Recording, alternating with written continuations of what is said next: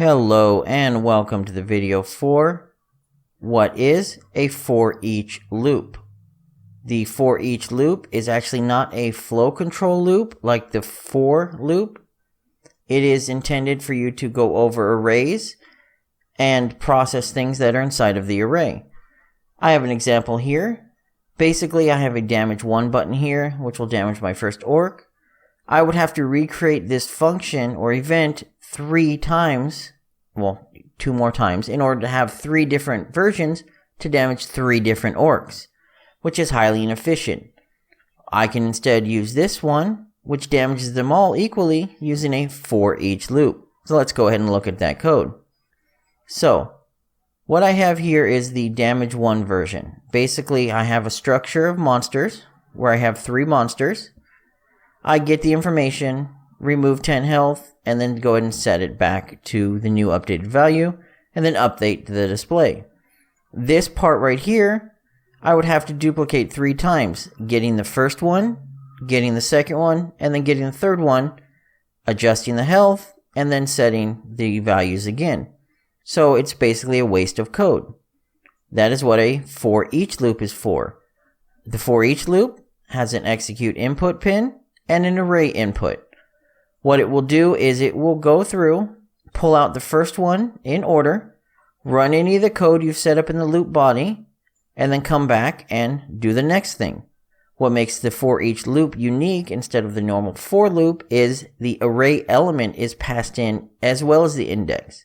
The array element is the item you're pulling out of the monster array. So the first time through here, it will be the same thing as if I got the first item or the 0 index. Next time it will be the second item or the first index, and it will loop through everything. You don't need to keep track of how many items are in there. It will simply loop through each and every time, give you the item to work on, and then you can go from there. One thing that is very important, do not change the length of an array when you're working on it in a for each loop. It's okay to alter the contents. Like for example, I'm taking the array item, adjusting the health, and then setting it to the new value for my new struct. I'm altering the existing contents. That's fine. I am not changing the length of it. If you change the length of it, you can lead to problems. Just simply adjust it. If you need to change the length, create a separate array before you get into the for each loop, modify that one, and then you can go ahead and copy it back over to the new original one, or you can work on the new one only. So that's the key. Do not alter the length of an array when you're working on it in a for each loop. So to walk through the example, I just simply take what we did up here. I get our current index, which would be 0 for the first one. I go ahead and subtract 10 health from our health in our monster structure. I go ahead and set the new monster structure, and then I go ahead and set that current one we were working on back to the new value. And then this will repeat for each and every one. So I have one loop here that handles all 3 monsters instead of one loop here that handles 1 that I would have to duplicate. And the nice thing is this will expand as you add more monsters to your array. So if you have 50 monsters, this one thing could work for every single monster.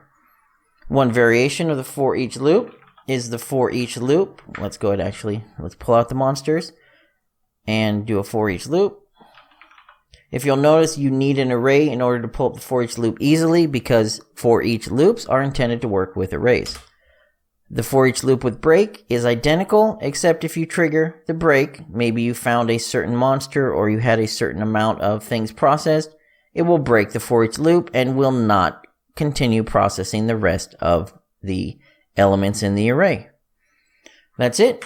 For each loop is a nice way of iterating quickly over a group of items inside of an array. And remember, the for each loop is intended to be used on arrays.